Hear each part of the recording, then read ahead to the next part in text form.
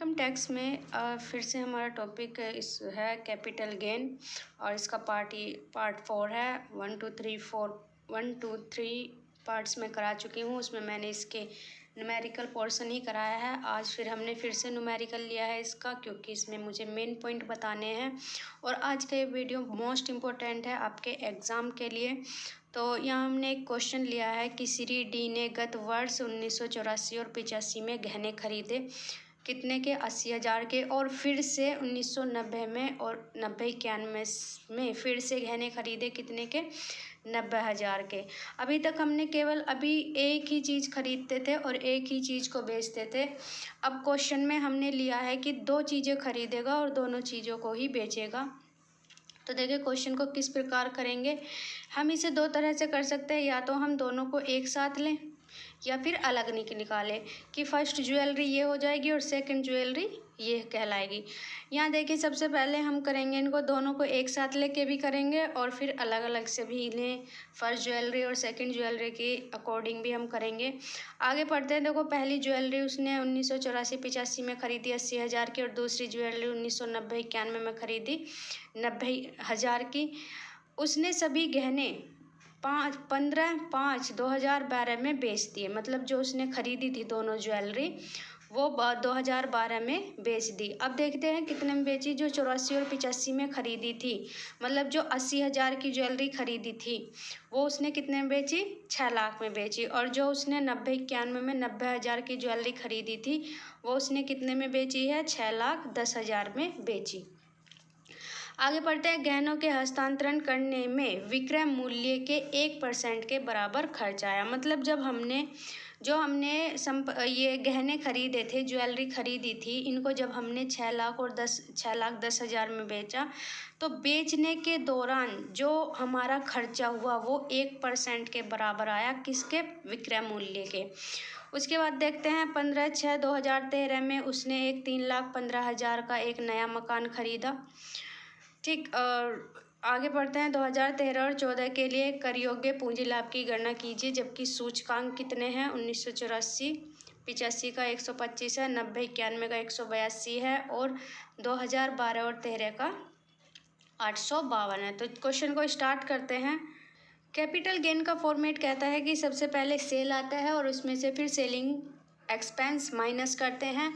First video में मैंने इसका ये कराया है कि फॉर्मेट किस तरह से हमारा कैपिटल गेन का। तो देखिए सबसे पहले हम सेल लिखेंगे। अब सेल किस तरह से लिखेंगे, फर्स्ट ज्वेलरी की और सेकंड ज्वेलरी की दोनों की साथ सेल लिखेंगे। तो फर्स्ट ज्वेलरी कितने में बेची थी उसने, 6 लाख में, और दूसरी ज्वेलरी 6,10,000 में। तो यहाँ मैंने लिख लिया। यदि मेरे पास केवल एक ही ज्वेलरी होती तो मैं सेल में डायरेक्ट लिख देती अमाउंट 6 लाख, लेकिन मेरे पास दो ज्वेलरी हैं तो फर्स्ट ज्वेलरी के अमाउंट यहाँ और सेकंड ज्वेलरी के अमाउंट यहाँ, दोनों को ऐड करेंगे तो हमारा आ जाएगा ये आंसर। तो कितने में बेची टोटल ज्वेलरी, यही आंसर आ जाएगा हमारा। तो 2,10,000 में हमने ये बेची, 12,10,000 में हमने ये बेची। ठीक, उसके बाद सॉरी यहाँ पे ये मिस्टेक हो गया। तो देखिए ये वाली अमाउंट दोनों को ऐड करके 12,10,000 में हमने ये बेची है। अब हम लगाएंगे लेस करेंगे इसमें से सेलिंग एक्सपेंस। सेलिंग एक्सपेंस कहता है कि 1% ऑफ सेल, जो कि हमने अभी पढ़ा था। यहाँ पे देखिए जो हमारा हस्तांतरण करने के दौरान, मतलब जो हमारी संपत्ति थी, संपत्ति कह लो या ज्वेलरी कह लो, उसको जब हमने बेचा था, उसका ट्रांसफ़र जो हमने किया था, तो जब हम ट्रांसफ़र कर रहे थे उस दौरान हमारा जो खर्चा हुआ वो सेल के 1% के बराबर हुआ। अब सेल कितनी है हमारी, 12,10,000। 12,10,000 का 1% निकालेंगे तो 1,21,000 हमारी अमाउंट आ जाएगी। ये 1,21,000 अमाउंट है हमारी, इतने का हमारा खर्चा हुआ। इसमें से इसको घटाएंगे तो हमारा आएगा 11,97,900 रुपये। ये कहलाएगा हमारा ये हम नेट प्रॉफिट भी कह सकते हैं, नेट सेल भी कह सकते हैं, नेट कंसिडरेशन भी इसको हम कह सकते हैं। आगे चलते हैं, लेस करेंगे कॉस्ट ऑफ एक्विजिशन। अब देखिए यदि हमारे पास एक ज्वेलरी होती और एक ज्वेलरी को हम बेचते तो यहाँ मैं एक ज्वेलरी का दिखाती, जो कि अब तक हम सीखते आए हैं, लेकिन हमने जो दो ज्वेलरी खरीदी हैं और दो ज्वेलरी ही बेची हैं। तो पहली ज्वेलरी हमने ली, कितने की ख़रीदी हमने पहली ज्वेलरी, जो हमने 1984-85 में ख़रीदी है। ये तो आपको पता है कि किस तरह से निकालते हैं, फिर भी मैं एक बार आपको बता देती हूँ कि फर्स्ट ज्वेलरी उसने 80,000 की ख़रीदी थी। 80,000 लिखेंगे या वैल्यू। ये जो इंडेक्स आया है ये इंडेक्स होगा जिस साल हमने संपत्ति बेची या जिस साल हमने ज्वेलरी बेची उस साल का इंडेक्स। अब देखिए, जो मेरी फर्स्ट ज्वेलरी थी 85 की ज्वेलरी मैंने कब बेची, तो मैंने बेची है ये 2012 में मैंने ये ज्वेलरी बेची है। दोनों ही ज्वेलरी मैंने देखो 2012 में बेची है। यहाँ इन सभी गहनों को उसने 2012 में बेचा है। तो फर्स्ट ज्वेलरी में भी जो इसका लेंगे हम 2012 का इंडेक्स देखेंगे। 2012 का इंडेक्स कहता है 882, तो हम यहाँ लिख देंगे 882। ठीक, अब नीचे लिखेंगे कि जिस साल हमने संपत्ति खरीदी थी उस साल का इंडेक्स। अब संपत्ति हमने खरीदी थी 84 और 85 में, तो 84 और 85 का इंडेक्स कौन सा है हमारा, देखो 84-85 का इंडेक्स है हमारा 125। तो हमारा यहाँ आ जाएगा आपका 125। इसको सोल्व करेंगे पूरे को तो आ जाएगा आंसर ये। इसी तरह से हम सेकंड ज्वेलरी का निकालेंगे। वैल्यू कितनी थी, कितने की हमने खरीदी ज्वेलरी सेकंड, 90,000 की हमने खरीदी थी, जो कि अभी हमने ऊपर पढ़ा था। ये यहाँ पे 90,000, ये 90,000 की हमने खरीदी। इंडेक्स यहाँ पे ऊपर वाला इंडेक्स आएगा कि जिस साल हमने संपत्ति बेची उस साल का इंडेक्स। अभी हमने देखा था 852 था, और नीचे आएगा जिस साल हमने उस संपत्ति पर खर्च किया उस साल का इंडेक्स। तो यहाँ पे देखो, अभी ये हम इक्वेशन निकाल रहे हैं तो खर्च करने की तो बात हो ही नहीं रही, क्योंकि इक्वेशन में ख़रीदते हैं और नीचे जिस साल हम परचेस करते हैं उस साल का इंडेक्स।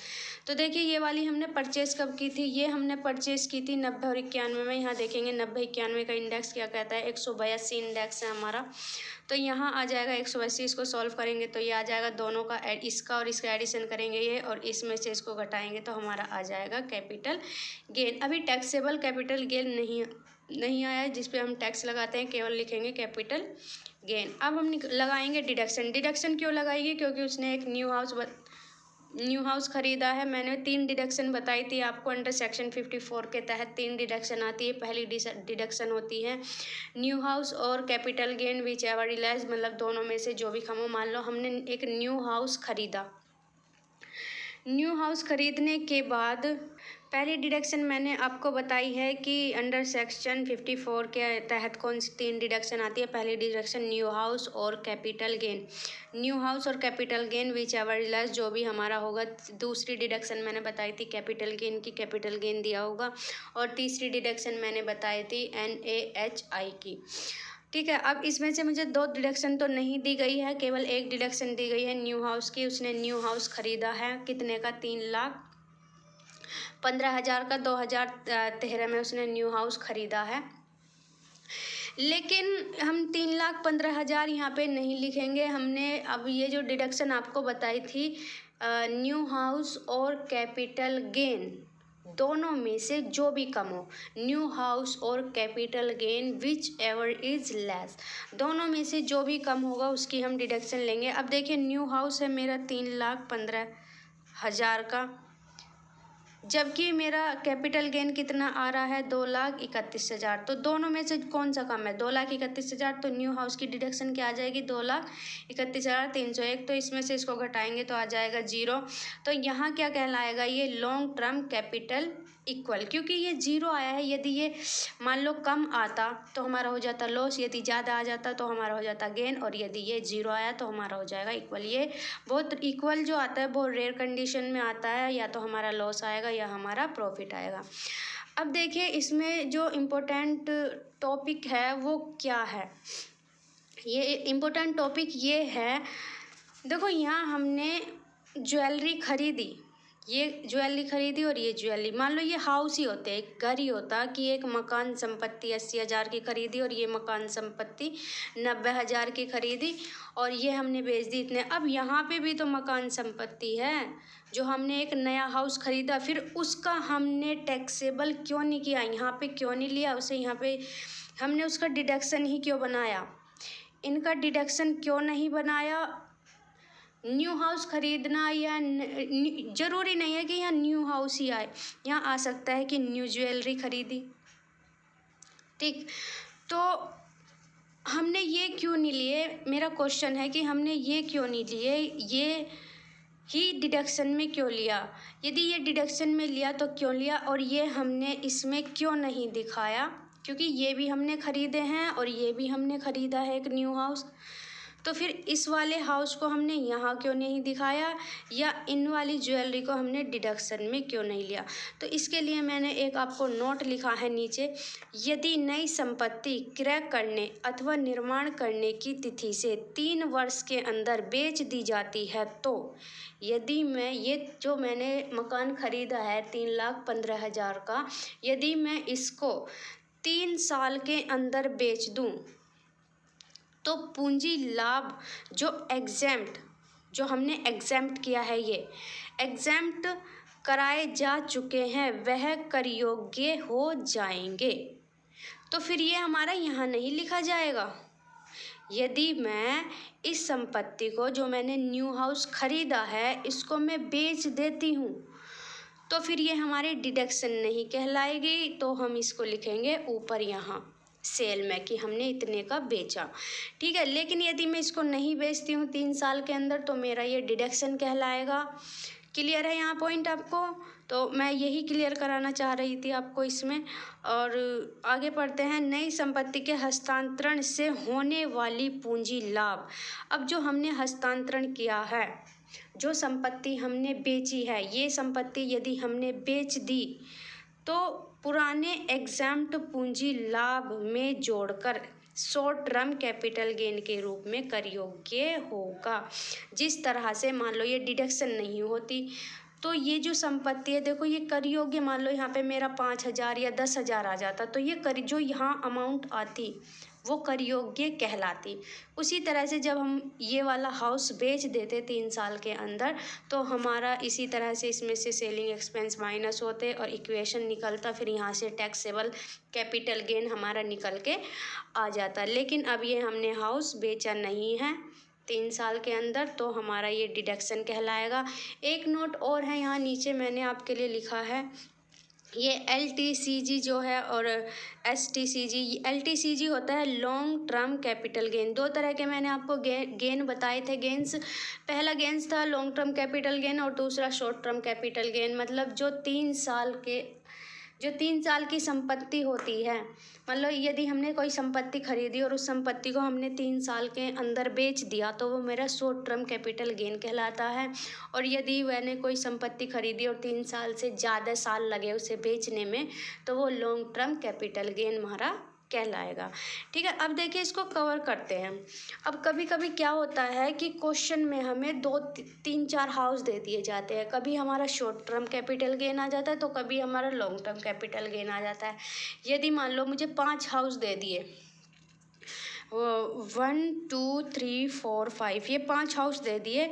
अब 5 हाउस का मैं जो टैक्सेबल इनकम निकालूंगी, इस तरह से टैक्सेबल कैपिटल गेन निकालूंगी इस तरह से, तो प्रत्येक हाउस का अलग अलग निकलेगा।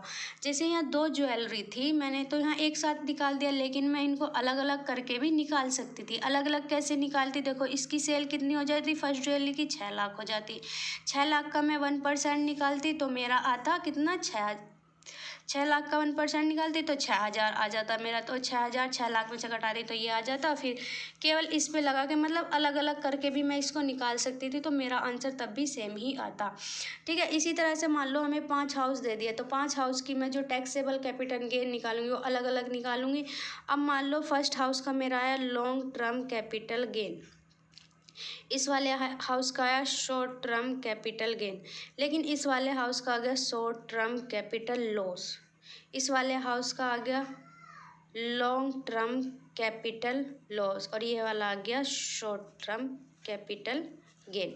अब देखो यहाँ लॉस आ रहा है, यहाँ लॉस आ रहा है, तो इसे बताने का मेरा मोटिव ये है कि जो लॉन्ग टर्म कैपिटल गेन को लॉन्ग टर्म कैपिटल गेन से कवर कर सकते हैं, तथा शॉर्ट टर्म कैपिटल गेन से कर सकते हैं। मतलब जो लॉन्ग टर्म कैपिटल गेन होगा, यदि बाई चांस हमारा ये आता है कि मान लो हमें लॉस हो गया, तो लॉन्ग टर्म कैपिटल गेन जो है उसको हम कवर कर सकते हैं लॉन्ग टर्म कैपिटल गेन से। लॉस को, जो हमारा लॉस आया है उससे हम कर सकते हैं, और शॉर्ट टर्म कैपिटल गेन से कवर कर सकते हैं। लेकिन जो हमारा शॉर्ट टर्म कैपिटल गेन होगा, लॉन्ग टर्म कैपिटल गेन से हम उसको कवर नहीं कर सकते। मान लो मेरा यहाँ पे लॉस आया है, तो मैं इसको लॉन्ग टर्म कैपिटल गेन से कवर नहीं कर सकती, केवल शॉर्ट टर्म कैपिटल गेन से ही कवर कर सकती हूँ। मान लो मेरे यहाँ आया 10,000 और मेरा लॉस हुआ है कितना, 11,000 का, तो मैं इसमें से इसको घटा के -1,000 तो इसको कवर कर सकती हूँ। या मेरा आया 20,000, 20,000 में से तो मेरा कितना बचा, 9,000। और मान लो मेरा आया लॉन्ग टर्म कैपिटल गेन 45,000, तो इसमें से भी मैं इसको घटा सकती हूँ, क्योंकि मैं शॉर्ट टर्म कैपिटल गेन को कवर हो जाएगा मेरा लॉन्ग टर्म कैपिटल गेन से, लेकिन short term capital gain long term capital gain से कवर नहीं होगा, केवल और केवल शॉर्ट टर्म कैपिटल गेन से ही कवर होगा।